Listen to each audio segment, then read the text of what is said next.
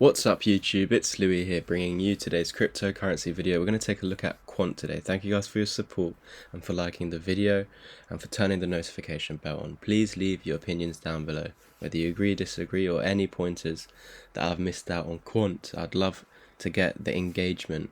Let's get this video to 15 likes, that'd be much appreciated. I think we can do more, but I'm going to say minimal 15. Let's try and get it to 25 likes. But no worries if you can't. Share this with as many people as you can, whoever you want to, but no matter if you can't. We need to get this community bigger to get my channel out to more people. So let's look at Quant now. So of course we had this large descending triangle which I gave you many weeks ago, maybe even a month ago or plus. And when we broke out we had a technical target down here at $132 and the technical target has been met. You can see if I go to the daily time frame to zoom in a bit, I've measured from here to here, and the reason being is because when you've when you've come down here impulsively and you see you've bounced off the 0 and come all the way to that 0618. So this is some sort of a dead cat bounce, so to say, on the daily time frame, and that's why we've seen that roll over. And when you lost that descending triangle support, it's putting us into a technical target down here. And with that 0618 bounce off, once we bounce off that 0618, I can now measure the exhaustion phase basically, and that's from the bottom over here to the top.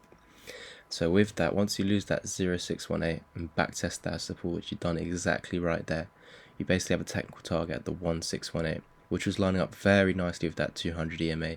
You can see you wicked down below it to exactly that point.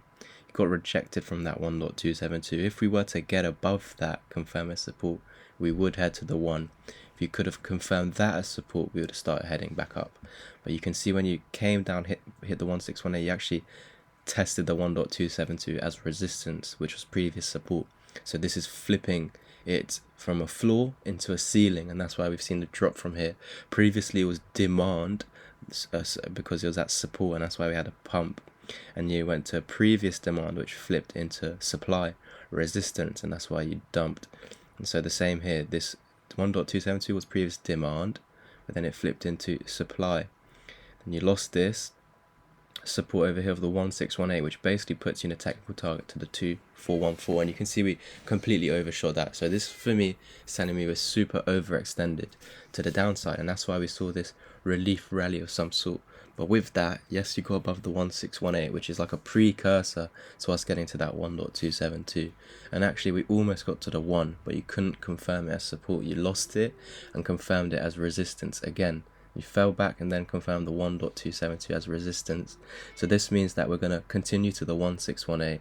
And of course we lost that, and you can see, I think yesterday and the day before that, you back tested that 1618 as resistance. So this technically means that you're back in a technical target to the 2414 at $137. So that could potentially mean, shut up Lucky, that could potentially mean that you fill in this wick basically. It will fill in up to here with the bodies. Of course it's all on Bitcoin. If Bitcoin goes up, we won't be seeing that. If you kept back above the 1618, you won't be seeing that as well. I'm going to go back to the weekly time frame, because you can see last week we actually closed out a higher low. So this is positive, of course, but you're seeing that roll over right now. Lucky needs to shut up. But yeah, you've actually held this support area. But if we were to roll over, you can see where's your next level of support. It's down here. So let's get that exact. On the weekly time frame, this is your box, but I'm guessing it's a bit different because the daily time frame. No, I'd still use that, yeah. So that's telling you guys that the 2.272 and maybe a little wick down to the 2414 before holding this area over here with bodies. And that's all because right now we have lost that 1618. If we can get back above that, we're not going to the 2 targets. But until then, because we're below, we are going to the 2 targets. I'd say the 2 is your first target, because that's where we actually found support with the bodies. But of course, because you're below this, you have technical targets further down. And so right now on the daily time frame, I am seeing a negative pattern, and that's a descending triangle, guys, on the daily time frame. So of course, the higher the time frame, the more accurate it is. Just like we saw this large descending triangle over here, because it's on a higher time frame, it's more valid basically. So I'm going to draw this exact for you guys. So from the resistance back to the neckline, from the first tap of resistance to the first tap of support, And then yeah, look at that for some confidence. You have a technical target basically at the 2414, just a little bit above, but it's basically telling us we're going to come into this area. For me, this telling me we're going to wick down to here and then confirm this box zone as support.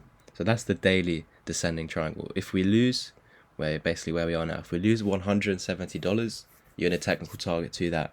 You can invalidate this. How? If you lose it, get back above, confirm it as support. You're gonna and get back above the 1618. Once you do that, you've got a technical target. Move this to the breakout. You've got a technical target back up here. And we'll go through in detail about what this box is representing when we go to the 4-hour time frame. But for now, if you were to break back above this or wherever you break out, so let's say you never even lose the support. Let's say in the next day you actually break out. So I'll put this over here. Your technical target would be a bit higher. Do you see that? So we don't know at the moment. Right now, we're not breaking to the upside. So until then, if we lose the support, we're going to continue down. A lot of people could say this is potentially a W pattern forming. It truly well and could be, but first of all we need to break out of this, confirm support, head to that technical target up here, and confirm that neckline over here as support, and that's when we have a technical target to the upside. Until then, I'm not seeing a W, even though we got 1 bottom, 2 bottom. It's only valid once you break that neckline at $200, let's say. So if you lose this support, you're coming to 139, 140 basically.